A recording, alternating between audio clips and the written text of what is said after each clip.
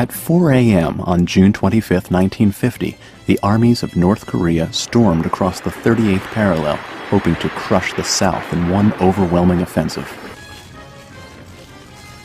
The U.S. had deprived South Korea of weapons and ammunition, thinking it might invade.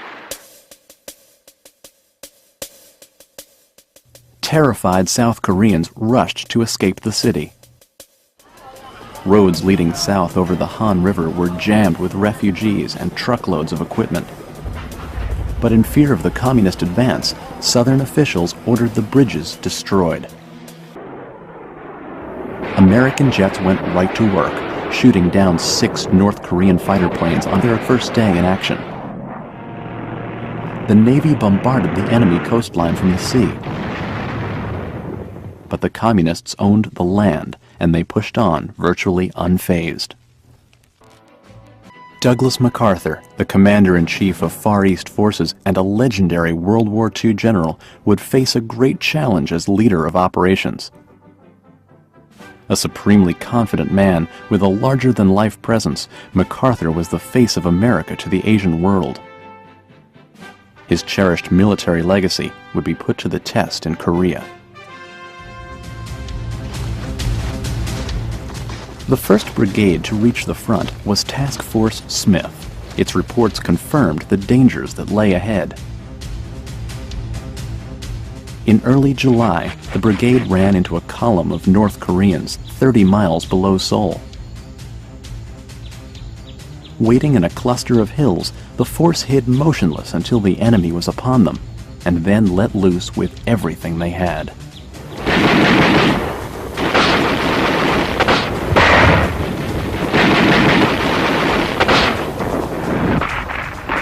But the northern tanks were undeterred. Task Force Smith only knocked out 4, and the other 33 rolled right through its lines. For the first of many times in the war, the Americans were trapped behind the enemy and had to fight their way out. It quickly became clear that this was no police action. This was war, and unless support arrived in a hurry, it would be a short one. Troops from the U.S. 8th Army arrived from Japan over the next few weeks, but they were trying to stop a flood with their hands. The North Koreans were pushing steadily south toward Busan, and UN troops faced a real possibility of being driven into the sea. The first American strategy was to dig in along the front and set up blockades. But time and again, the North Koreans would move around them and block from the rear. Unit after unit was trapped in enemy territory.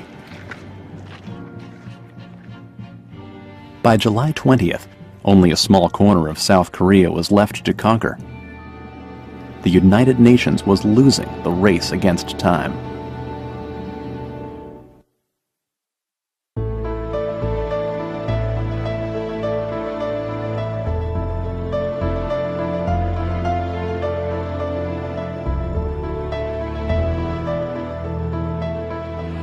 By August 1950, the U.S. 8th Army had its back against a wall. It had been pushed to within 65 miles of Busan and Korea's southern shore. The last real natural barrier before Busan was the Naktung River. A strong stand there would be crucial. But the UN line was dangerously shaky. A division of 3,600 men can comfortably defend a front the length of 100 football fields.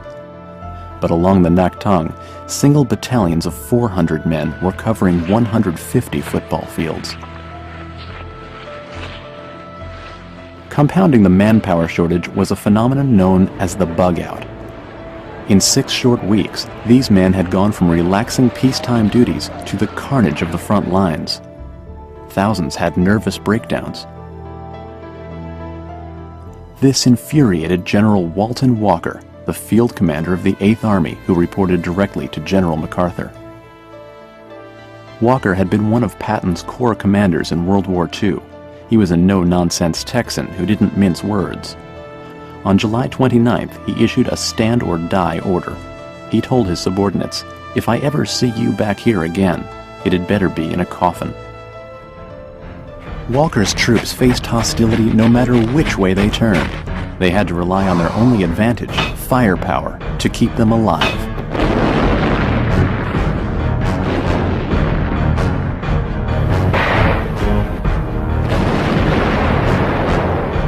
Along the southwest shore of the perimeter, U.S. Marines headed off a hard communist charge. Overhead, Marine corsairs tore up the enemy line, destroying vehicles and supply lines.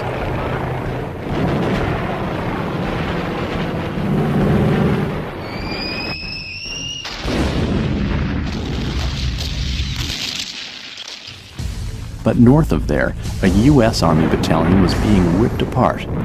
North Korean tanks rushed down from the hills and launched a concentrated attack from point-blank range.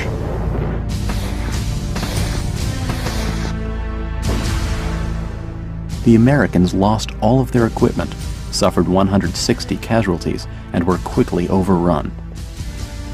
The battleground was nicknamed Bloody Gulch. Further upstream, the Communists found a gap in the UN line and exploited it. During the night, they crossed the Naktung and easily captured No Name Ridge. The ridge ran straight south toward Pusan, and unless the North Koreans were driven back quickly, the whole perimeter could fall. The Americans struck back hard. For 2 weeks, the battle raged on. The same hills were won and lost dozens of times. Punch-drunk infantrymen fought with everything they had. Air attacks rained down on the Communists. After the firefight, the American airstrikes hit the North Koreans on either side of the river. The North Koreans were screaming. We heard them, and we were a mile or more away. Floyd Atkins, B Company. The river line was eventually restored, and the North Koreans fell back to lick their wounds. The red tide had been halted for the first time. By mid-August, the United Nations had built up enough manpower to level the playing field.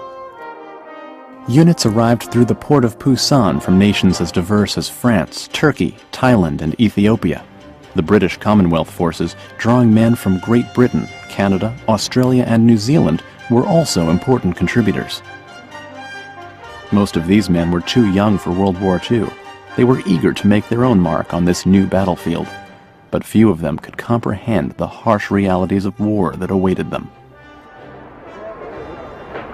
American troops in particular showed a brash confidence coming off the boat. Pusan was like being in a college town on homecoming Saturday. The kids were terrific. They didn't walk off the dock, they swaggered off. Their attitude said, "Don't worry about it, the Marines are here." Mixed units cooperated well on the hills of Korea, whether in the midst of combat or campfire sing-alongs. But on September 1st, 1950, all attention turned to the enemy, who launched a final offensive all around the wall of the perimeter.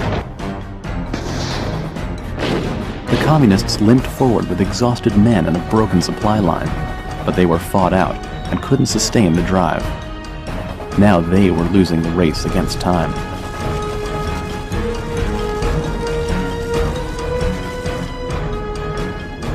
The moment was right for the United Nations to strike back, and General MacArthur knew just where to do it.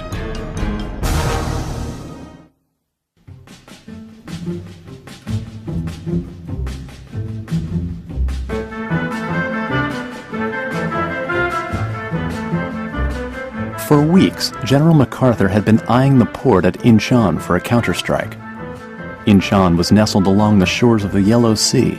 It was the closest port to Seoul and a major supply center.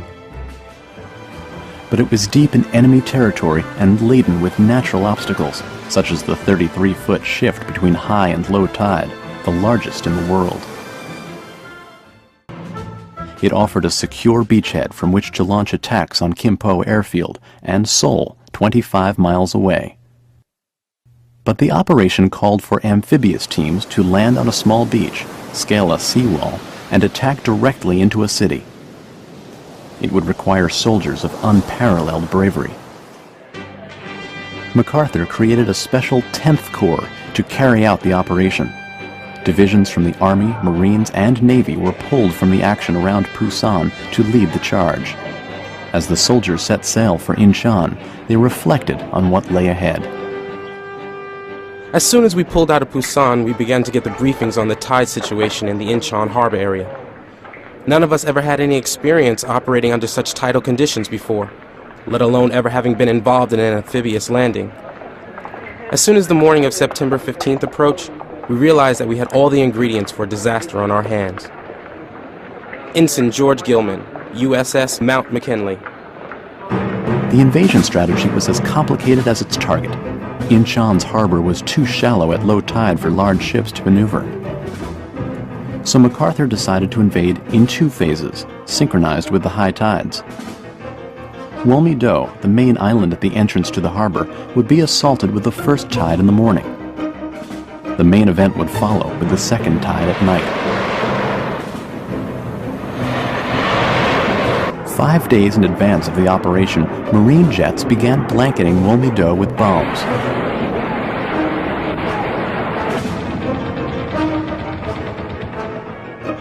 Two days before, surface ships joined in.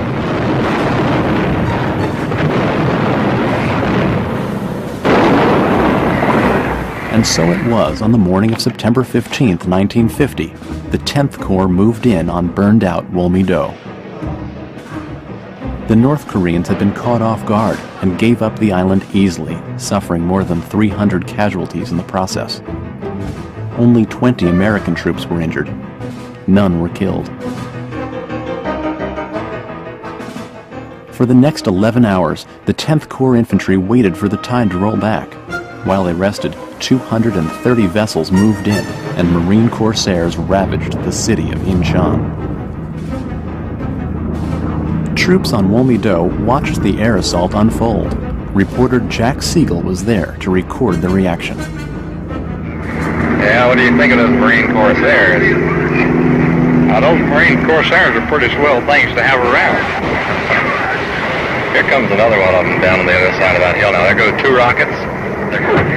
Look at that man. He went right down over the rim of the hill. He's over on his side, now coming directly over it.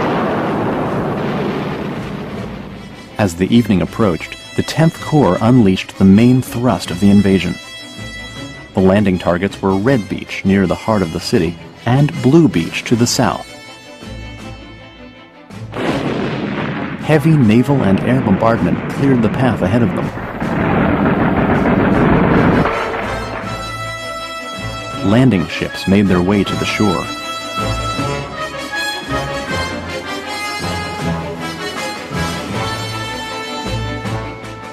Tanks and heavy equipment were unloaded onto the beaches. Infantrymen prepared to infiltrate the city on foot. Red Beach was secured within an hour and a half, and troops entered the streets of the city on the lookout for snipers. The following morning, Red Beach and Blue Beach were linked, and the operation was complete. Amazingly, the invasion was executed with such precision that only 20 UN soldiers were killed.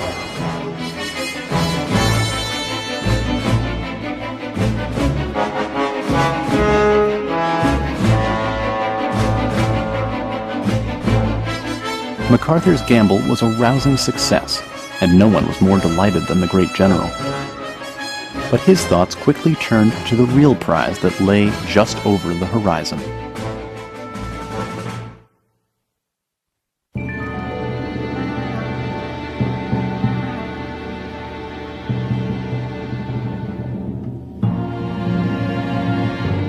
The loss of Incheon put the North Koreans still fighting south of there in deep trouble. The UN invasion was completely unexpected, and most of the Red Army was still fighting in the Pusan perimeter area, 130 miles south. Communist troops there were never informed of the defeat at Incheon. They fought on for a week afterward, unaware that they were in danger of being cut off. But when word of Incheon finally trickled down to the perimeter, they fled northward almost immediately. Meanwhile, the 10th Corps marched northeast from Incheon on the road to Seoul. They were battle-ready and let nothing stand in their way. The first target inland was Kimpo Airfield. As the closest major airstrip to Seoul, its value was immeasurable. Kimpo fell easily to the Marines on September 18th. Within 2 days, Marine Corsairs were launching airstrikes on Seoul from there. Kimpo would play a key role in conquering the city.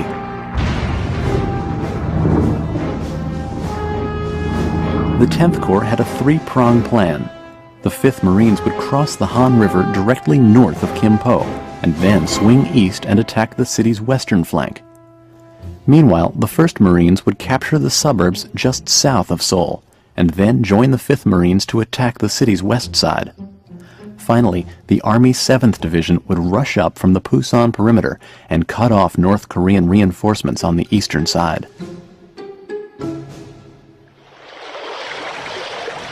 The Marines crossed the Han as planned, but hit strong resistance in the hills west of Seoul.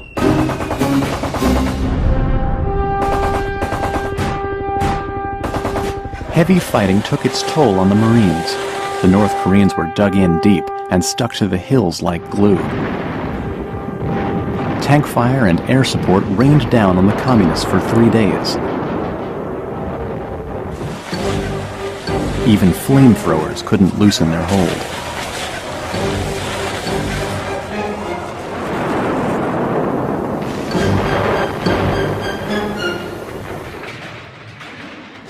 The battle came down to the last man, almost literally.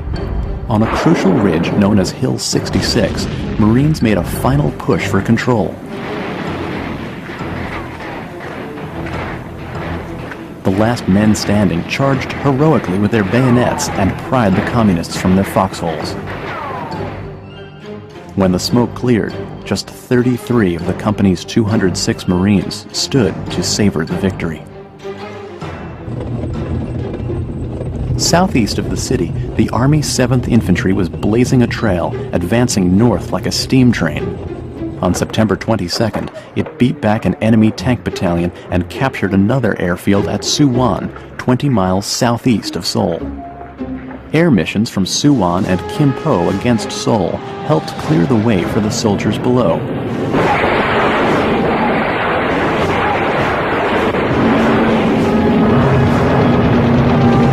By September 24th, UN troops held the high ground around the capital.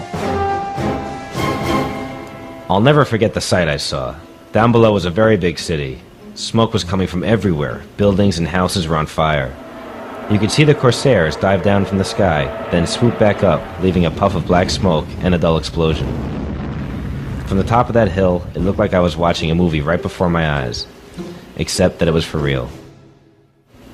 John Bishop, Private First Class. The next day, the North Koreans fled the city. American soldiers rushed down from the hills in triumph.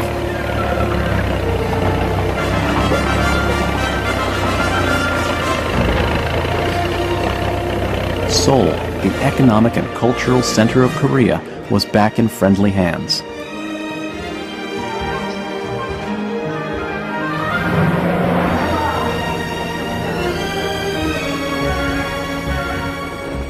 On September 29, 1950, dignitaries flew into Kimpo and made their way to Seoul for a celebration.